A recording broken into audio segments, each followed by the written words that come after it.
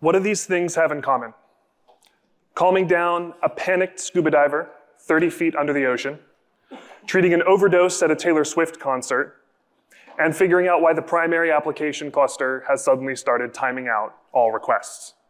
Well, they're all scenarios that require excellent incident management. And I know because I've lived through all of those as a dive master and an EMT and an SRE. And the core of good incident management is good knowledge.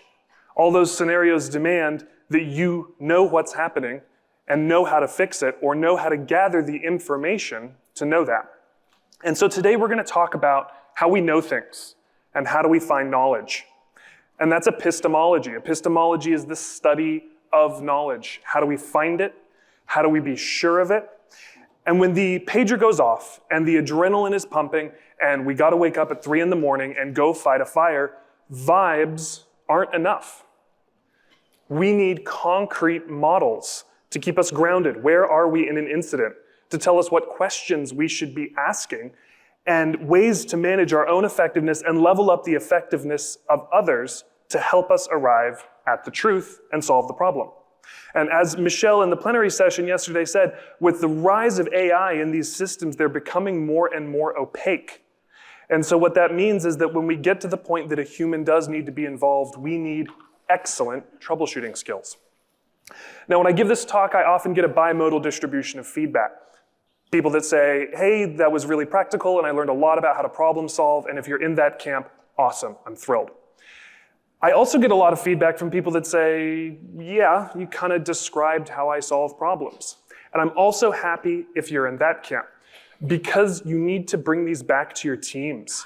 I see so many people go, oh, my new junior, like they don't know what to do when they hit a problem. They just freeze up. You gotta teach people. So my goal is for you to take away a new paradigm, a new script for communication, or a new method for gathering knowledge, either for yourself or to take back to your teams, to your juniors, to your new on-calls, or to other people in your organization that may not even be technical. I give a really similar version of this talk to my EMTs when we're talking about debugging the human body. The concept of acquiring good, reliable knowledge in a crisis situation is really universal. So let's jump in. This is an incident loop. This is from the Google SRE handbook. I've heard lots of interesting opinions about this book over the last few days. There are lots of incident loops. There's the OODA loop if you've been around military situations. But the goal of an incident loop is to give us a roadmap. When there is a crisis, what phase are we in and what does it tell us about what we should be doing at a given stage? So we're going to talk through this today. And we're going to step through each of these phases and talk about how we manage them effectively. So the first phase, or the zeroth phase, really is the detection and declaration of an incident. And there are so many different practical methods that exist between different companies and different standards, so it's pretty hard to generalize. But in my experience, it boils down to two things that are universal no matter where you are, and that's codification and teamwork culture. So codification, write things down. Figure out answers to questions that people are going to have through your incident management process and literally write a document for a couple reasons. One, so that people know, so that they don't have to pick up based on vibes what your standards and expectations are, but also because regimes change every day. And I'm hoping that the reason you do things the way you do things is because it works, because it's good. And if you don't write that down, if you don't give a standard and a reference that can survive a big influx of new team members, can survive you moving to a different division or you moving to a different emphasis or moving up in the chain, people can't keep doing the things that work. So what do we need to codify? Codify standards around things like alert fatigue. Alert fatigue sucks, we all know that. Do you have a written process for how you avoid it? Do you have a threshold at which you will start to look at an alert and go, do we really need this? Is there an escalation method in place so that when someone's on their first on-call shift and they get woken up at 3 in the morning and they look really deeply into it and they go, this didn't need to be a paging alert, where do they go? Who do they talk to? Write that down. Codify appropriateness for receivers. It's really tempting as SREs to use a really broad scope and view of the system to take in all the information. As an SRE, I care when my dead letter queue is a standard deviation off normal. John Q. product developer, who mainly manages customer experiences, may have no idea what to do with that. So it's really easy to say, well, make good alerts for the right teams. Have you written down what teams should be getting what types of alerts? What archetypes within your role should be receiving pages, should be receiving different flavors of pages, and how to keep that appropriate. Codify your severity matrices and your escalation criteria. Nobody wants to declare an incident off vibes. Nobody wants to declare a severe incident off of vibes. And all too often, these severity matrices are done just as a box-ticking exercise to make compliance happy. Hey, we passed SOC 2, we have a severity matrix. All too often, there's conflict within the organization. Someone in one corner wrote the severity matrix, and some product manager goes, whoa, hey, that's not a severe incident. That's not an SLA impacting event. So gain consensus on these and write them down so that your on-calls have the criteria they need to make good decisions when the incident happens. And finally, write down your philosophy. Write down the big picture whys of your operations. For reliability standards, do people understand why we make SLOs? Do they know what the standards are around what constitutes a good SLO? Do they understand how SLOs interlock with synthetic activation of those SLOs, interlock with post-deployment validation? It's so often that I see beautiful observability and monitoring and reporting systems. I'm like, so why is it this way? It's just what we build. So what's going to happen when you're not here to build it anymore? So write that stuff down. And then a culture of collaboration. It's a critical ingredient in incident response. It's, in my opinion, a crisis when there is one and only one person working on an incident. First, it's lonely. It's scary. This is inherently a high-stress situation, and it sucks when you're in it alone. And it is up to the seniors, up to the people who are designing these incident response patterns to normalize a culture of you don't go alone. If you don't know what's happening, you do page your secondary. You get them online. Yeah, it sucks to page someone else at 3 a.m. You know what else sucks? Making decisions alone at 3 a.m. So normalize asking for advice. Investigate in public. If you see something weird, throw it in Slack and say, hey, this seems odd. Could someone come take a look at this with me? Acting solo is such an enormous amount of pressure, and that consensus and that collaboration and that support keeps that sustainable and manageable. So let's start digging into an actual incident. The first phase is survival and triage. When the pager goes off, it's so tempting to want to dig in, want to start solving that problem right away, but there's something we gotta do first. We gotta keep the boat afloat. We see this emphasis on surviving first in a lot of life-critical situations. In aviation, your 3 goals in order: aviate, navigate, communicate. Your first job is to fly the plane. In medicine, we have our ABCs: airway, breathing, circulation. Does not matter what else is going on. If I don't square those away, the patient's gonna die. So we need to buy that time. We need to keep the system running as best we can so we have breathing room to actually solve the problem. So these can be rollbacks or scale-ups. Circuit breakers, cut that traffic right off. Access denial, especially around security incidents. Load shifting if you've got the capacity. Failing over if you've got a ton of capacity. You're looking to buy time in reversible ways, to step back from that impinging wall of fire and be able to have some space to stop and think. So we've bought ourselves some time. The house is still on fire, but we are not actively being burnt. We're gonna move into the next phase of examination. We're gonna gather evidence. We're gonna organize our thoughts and our observations. And the ideal here is to lay down the right information in the right way so that the conclusion of what's going wrong leaps off the page at us in a beautiful moment of emergent behavior. That basically never happens. But it's a good goal to strive towards. So how do we set ourselves up for an effective examination? We're gonna think in systems and chunks and teach our engineers to do that. It's great to know where all your services are, and it's really important to have a super detailed architectural diagram. But are you teaching people to think in silos, to think logically of I've got my network and edge, I've got my compute and load, I've got my storage systems, I've got my support services and my upstreams and downstreams, and thinking in those blocks rather than just literally what the architecture diagram is showing you? And this can also be really helpful even prior to an incident, because when you look at things this way, it often makes missing observability chunks really obvious. When you go, yeah, well, we have this standard set of alerts and we paste it all over this application, but if I start drawing boxes here and say, this is my compute, and this is my administration layer, and this is my storage layer, wow, I'm actually not covering a lot of alerts in that box or between those boxes. So shifting your perspective a little bit can be helpful to spot those gaps and to spot the problems when you're in an incident. When we're examining, we need to look at our observability and error reporting, but critically, know its hierarchies. We are mostly SREs in this room. I hope I don't have to tell you, look at your Sentry, look at your bug snag, and your Splunk, and your Datadog, and your ELB logs, and your VPC flow logs, and your Stackdriver, yada, yada, yada. Look at those, for sure. I hope I'm preaching to the choir. But something that so many people miss, and especially juniors miss, is the inconsistencies and what they tell you. If I have a ELB that's reporting, hey, I'm getting 504 timeouts from the back end, and then I'm like, okay, we got an application issue. Let's go look at Sentry. I have no application error logs that are reporting any problems in Sentry. For newer investigators, or even just in seeking comfort, it's super natural and human nature to go, well, let's just pick another information source here.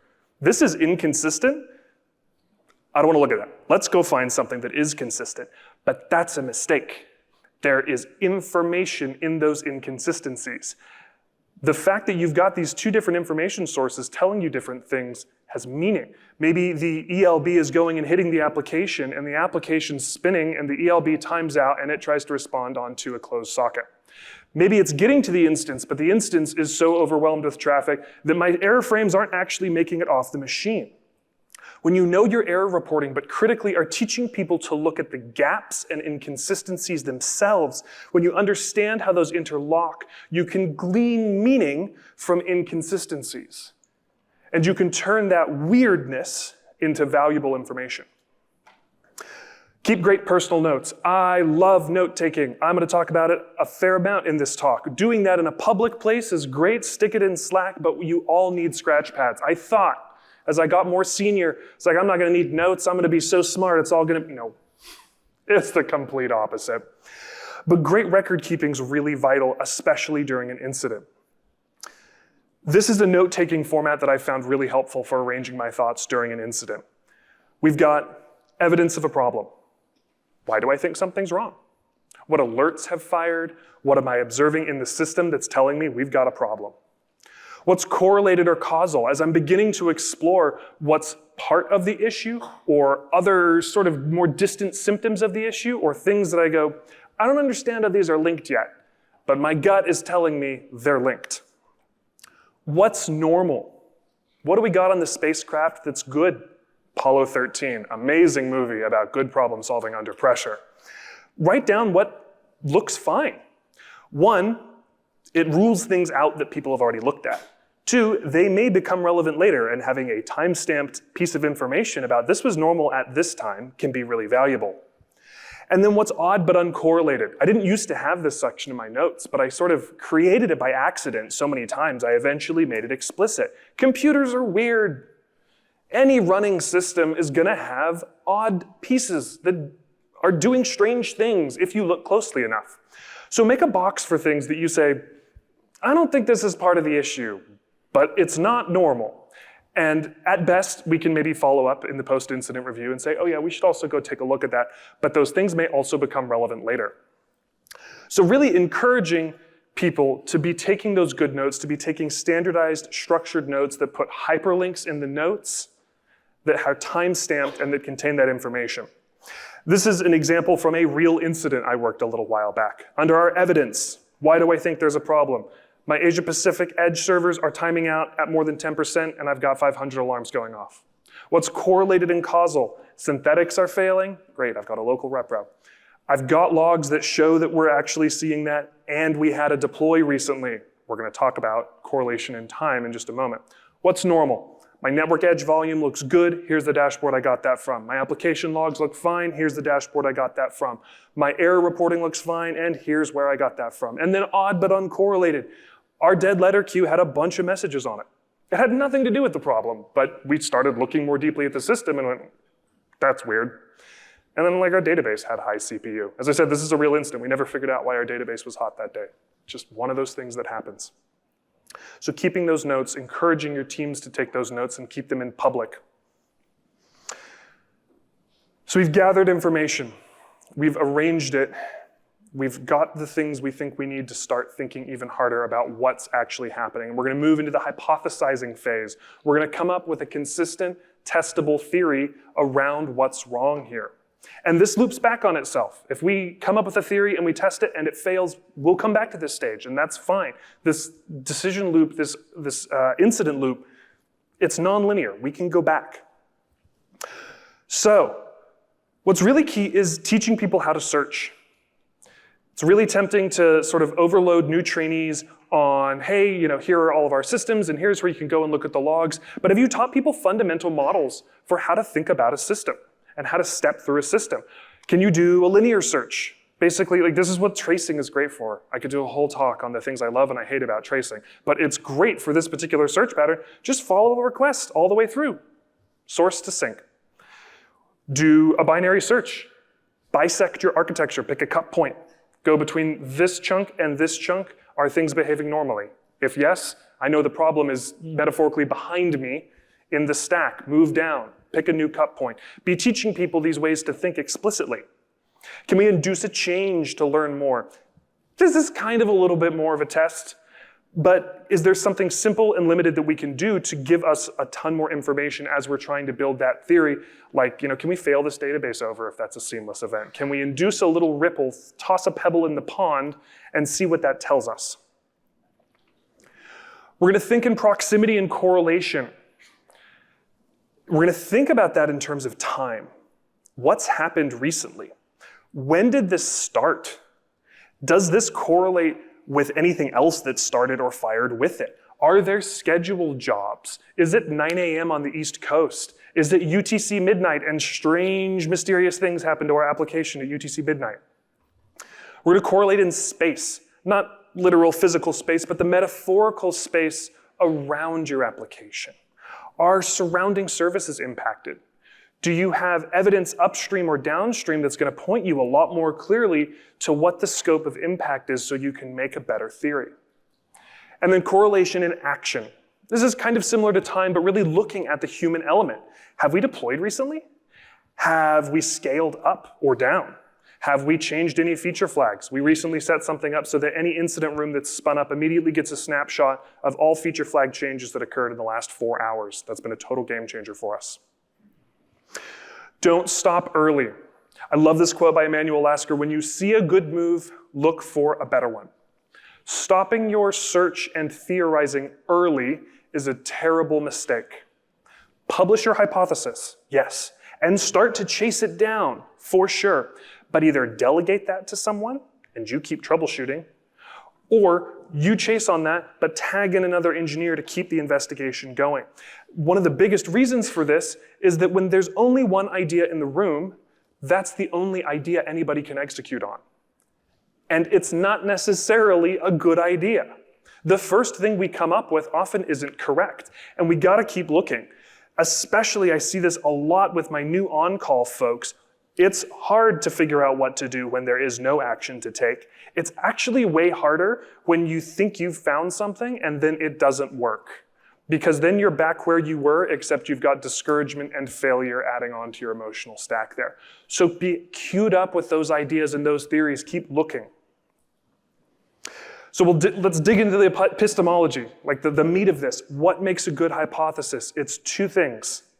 It's got to be testable. A hypothesis that doesn't have an action or a set of actions that we can take to prove or disprove that hypothesis is basically worthless. And it's got to be relevant and specific. This feels sort of self-evident, but it needs to be based on available information. I'm sure we've all been in incident rooms where somebody kind of comes right out of the gate with an absolute wackadoodle theory. It's cosmic rays. Maybe it is cosmic rays, but we need to have it based on that information, and we need to wrap it tightly around the shape of the issue. It needs to be specific. Something's up with networking is a fine initial thought, but we have timeouts happening at our APAC edge ingress is much more shaped to the problem and thus becomes much easier to test. And that's where we really start proving things. As we begin to test and treat, this is the meat. So we've got our testable, provable theory, and now it's time to prove or disprove it. So what makes a good test? It's got to work on a hypothesis. It has to actually have something that it's trying to do. And this is really helpful, especially for those new on-calls and mitigating that feeling of I need to flip every switch and turn every knob and oh my gosh, everything's burning and I just need to do something. You need to have a clear picture of what doing something is going to get you. And I've been doing incident management a long time, and sometimes even just consciously stopping and thinking, what am I going to get out of this? What's the decision tree that I'm setting up for myself here? Actually tells me that the test is poor, or that the information I get isn't valuable. A test needs to favor the likely over the unlikely, and the fast over the slow. This is basically, if you hear hoofbeats, think horses, not zebras. The immediate value of a test should essentially be these two values multiplied together. If you have something that you think, this is nearly certainly not the problem, but boy, it's real quick just to rule it out, sure. If you have something that you say, look, this is gonna burn 20 minutes, but this is definitely gonna fix the problem, that's also great. But if you've got something, again, that danger of the only idea in the room, you're like, I really don't think that's it, and we're gonna burn half an hour as we try and do a full redeploy, or whatever your long scenarios are, that's probably not a great place to start. Keep looking. Tests need to be mutually exclusive. A positive test needs to prove your hypothesis. A negative test needs to disprove your hypothesis. Having one of those outcomes, or worse, both of those outcomes, not actually give you meaningful information means your next steps are going to be really muddy.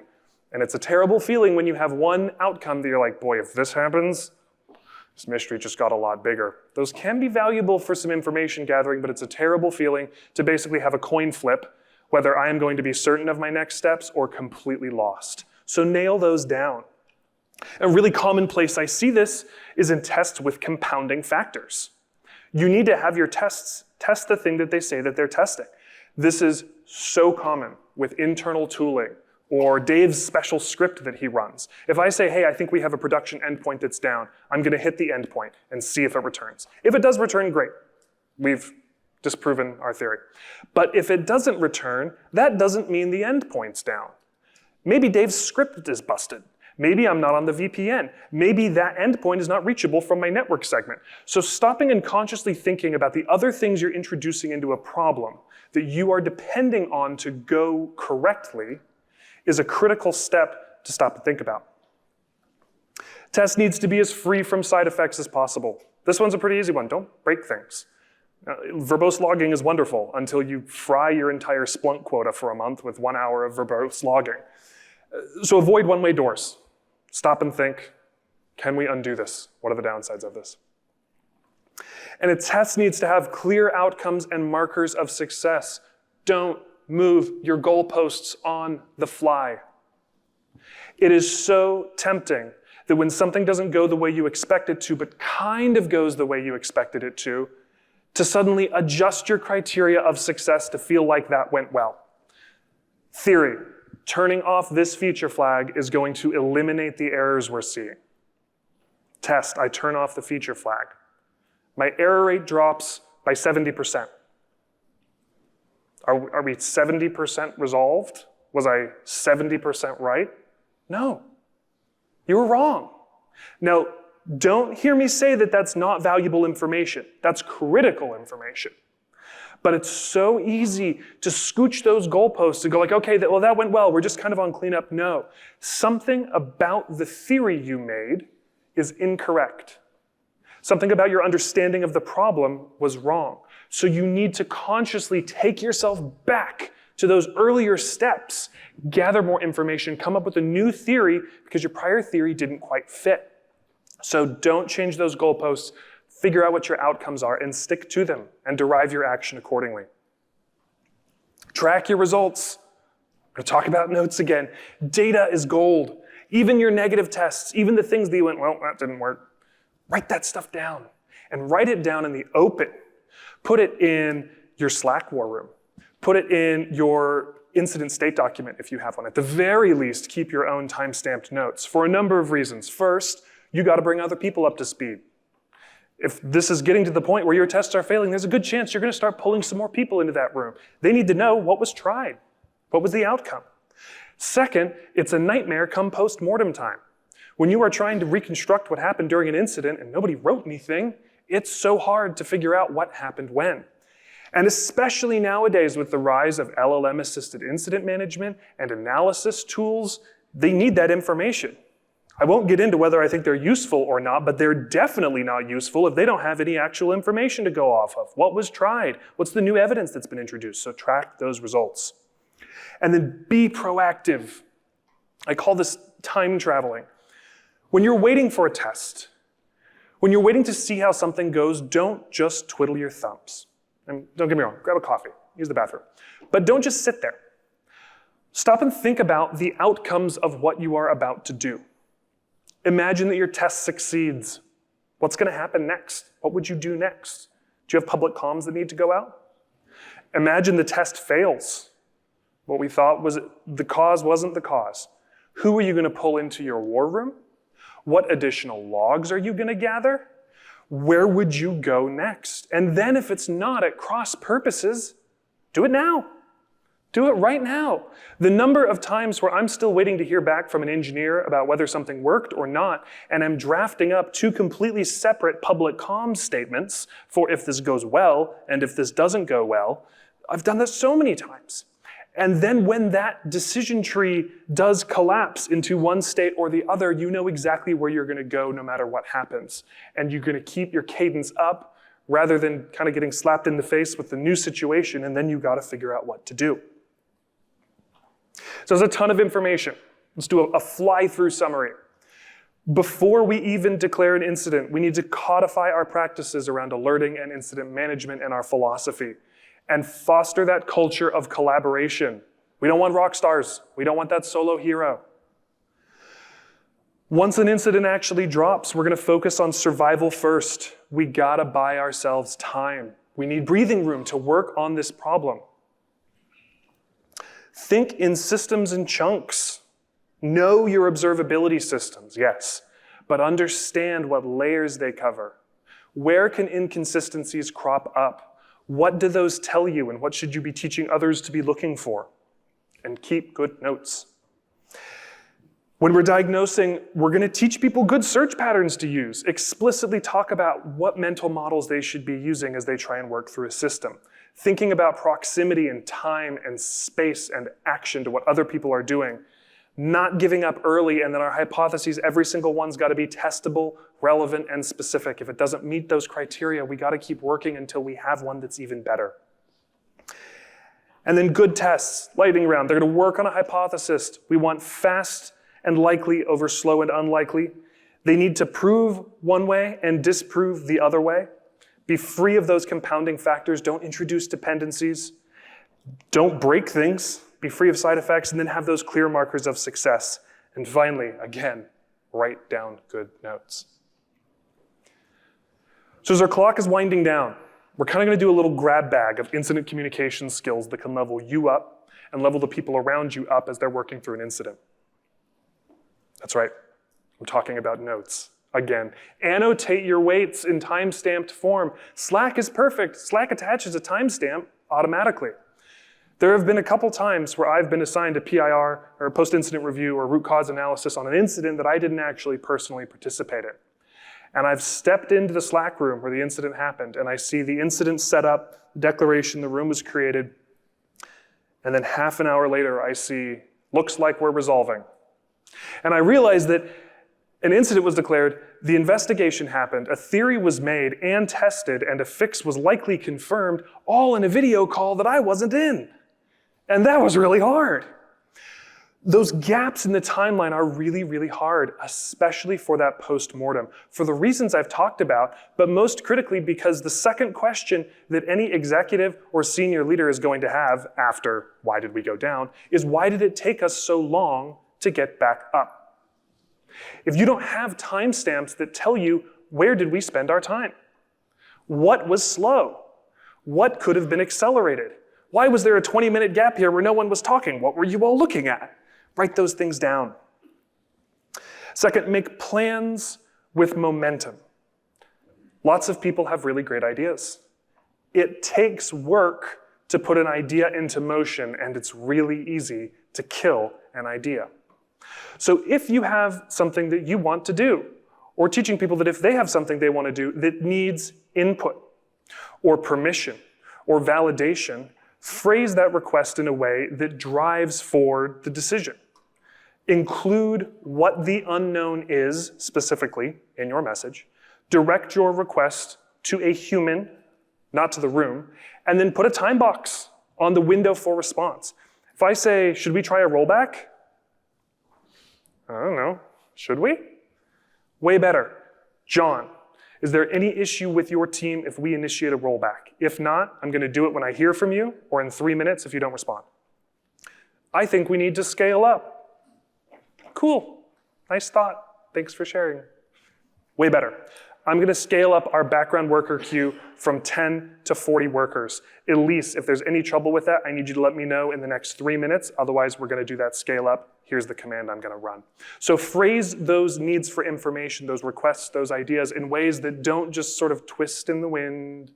Maybe someone responds, maybe they don't, maybe I kind of want permission, but I'm not gonna say I kind of want permission. No, make it explicit, drive the action forward. And then ask questions that drive answers, not silence. Ask questions that set up an expectation of an answer. Ask questions that are psychologically safe. I've heard a lot of varied opinions about that concept of psychological safety, but for the more Machiavellian among you, ultimately what psychological safety means is people speak up. People give you the information that you need to solve a problem. So phrase open-ended questions in ways that look for answers and encourage people to share those answers. If I say scaling up should be fine, right? I'm setting up this implicit expectation of agreement or silence. Sort of like, yeah, give a little thumbs up emoji in Slack. That feels like the right response to something like that. I want feedback from people. I want to know. I don't know everything. Are we good to scale up? So say things like, what are the downsides of scaling up? We're setting up this expectation of, you're smart and you're satisfying my request. If you can tell me what the downsides are, I want you to share that with me. Similarly, I hear it a lot of times, and it's completely unintentional, I think, on most people's part, but when you're calling for questions, when people say, any questions? That takes a little bit of bravery. Sometimes people just feel, I'm gonna look really dumb if I say, yeah, I've got a question, because I didn't understand something. That takes a lot of self-confidence. But if I say, what parts of this can I clarify? We're setting up that expectation of, there is an answer to this question, and you are smart if you can tell me what I didn't clarify, what I need to dig into. You're satisfying my request when you give me that. So set those questions up in ways that pull people in and pull people towards sharing the information with you, even in ways that they may not be consciously aware of. And even in ways you may not be consciously aware of in the way you phrase questions. But boy, I can tell you, when I started consciously changing how I ask my questions, it was an enormous impact. Incidents are all about knowledge. They're all about what we know, and they're all about knowing how to get that knowledge. And they're fundamentally games of asymmetric knowledge. The knowledge is not here yet. The knowledge is somewhere out there, and I gotta go pull it into the light of day and balance the scales so that we can all know what happened, why did this happen, what went wrong, how do we fix it. And so having confidence in your knowledge with these tools, giving confidence to others that need that knowledge as they're gathering it by sharing these tools, helps that when the pressure is on, you're gonna do what's needed. So I hope you found at least 1 or 2 methodologies for yourself, for your trainees, for your new on-calls, for your juniors, even for your management staff or people nowhere near technical work, to take back to the team and be more effective with. And I'll leave you with an amendment of the famous quote, those who can, do, and teach. Thank you very much.